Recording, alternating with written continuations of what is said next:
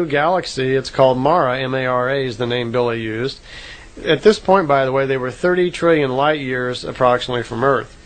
And here Billy was seeing kind of an unusual planet that was rather dark. There was a lot of volcanoes on it, and the planet itself was kind of making its own light from all the light of these volcanoes and had a very weak sun around it.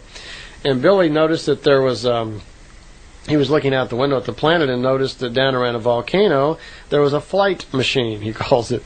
And Semyazi says, so there is, let's try to make contact. There was another flying disc or flying ship of some kind out there. Well, she tried to make contact with the ship using this language that she spoke. Billy had never heard the language before. And after attempting to make contact to no avail, Billy asked her, he says, that language you were speaking, what was that? And she says, well, that's it's called a sign language, but it's done with words that represent pictures. And it's a universal language that most all advanced beings understand. It's a way of speaking that represents symbols to the mind that are universal. This may somehow be tied with the language of key or sign that people talk about using in meditation. And Billy said that he had no idea that there was a language connected to symbols and sign. She says, yes, there is. That she didn't have time to explain it to him at this time, but it does exist, and they use that quite frequently when they need to communicate with people that they don't know. It's the universal language. They make one more leap, and Billy starts to notice that they're all doing these leaps awfully close to planets. And he says, you told me before that normally you have to be 153 million kilometers from a solar system before you make these leaps because it may affect the orbit of the planets.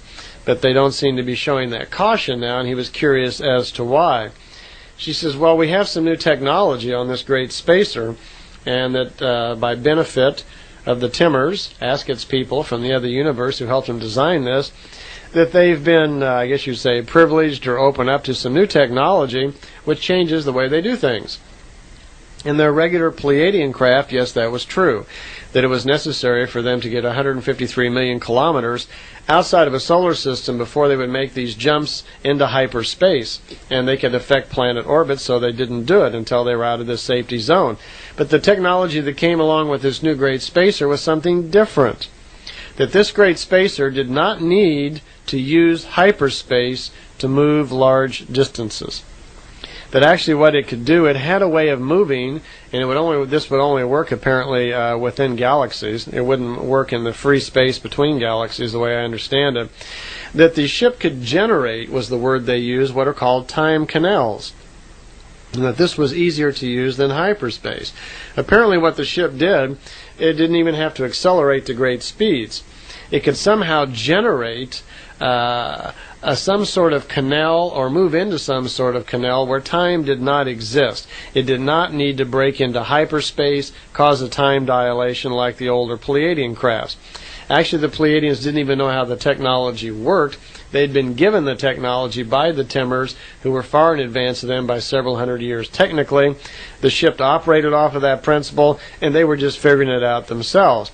But the advantage was they did not have to speed up and break into hyperspace, that the ship somehow generated into a time canal, and it would move at huge distances. It would transfer this 153 million kilometers just in a part second, and they could just be wherever they wanted to.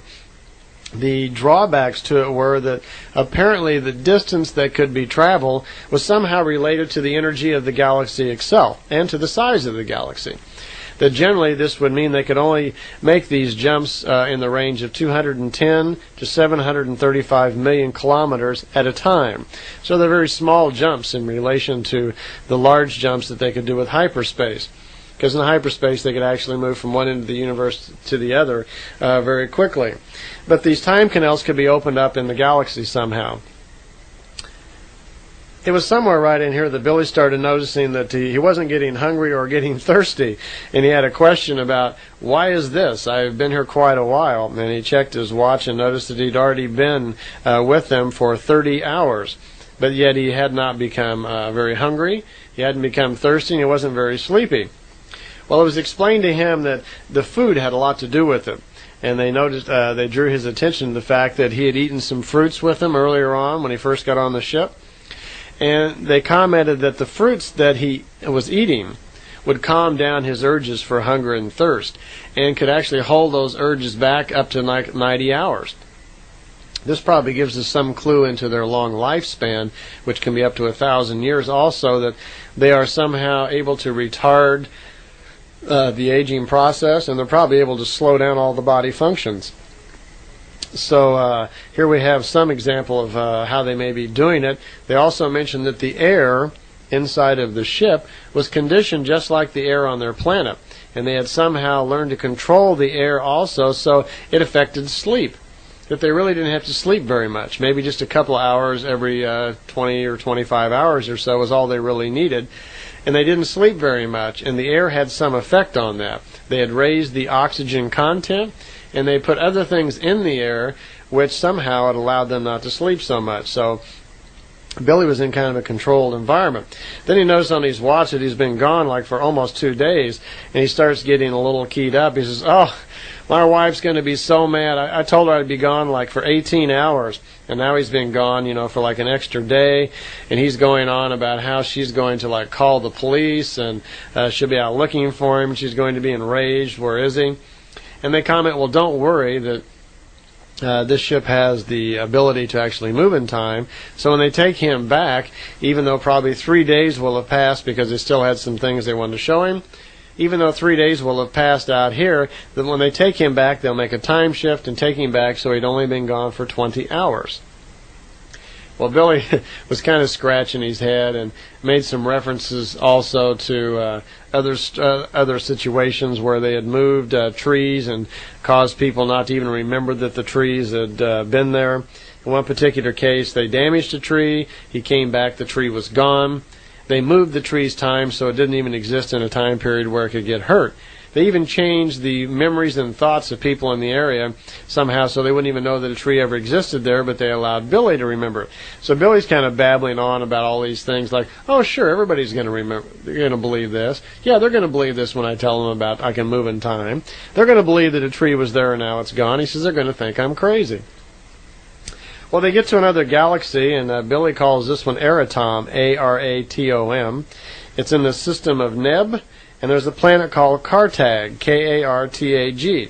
The reason they went to this one, Billy had asked if there were planets out there just like Earth, in approximately the same stage of development, going through the same problems that we were. And they said, yes, there is, and they wanted to show him one. And as a matter of fact, it was so close to what was going on here on Earth. Actually, they were a little beyond us. They were having, I guess you would say, an atomic war, a nuclear war.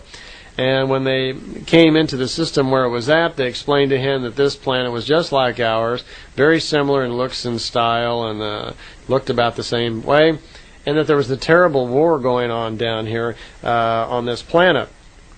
And Billy says, "Why aren't you going to stop that?" He was noticing that there was massive destruction. And they commented, yes, that the great nuclear war that's always been fearful on Earth was actually going on here, and that these people had developed missiles and weapons and bombs that were even far greater than the ones that we had come up with. And we've done some pretty good work on that. And that Billy could see that missiles were hitting major cities, there was major loss of life, and they were literally ruining the planet.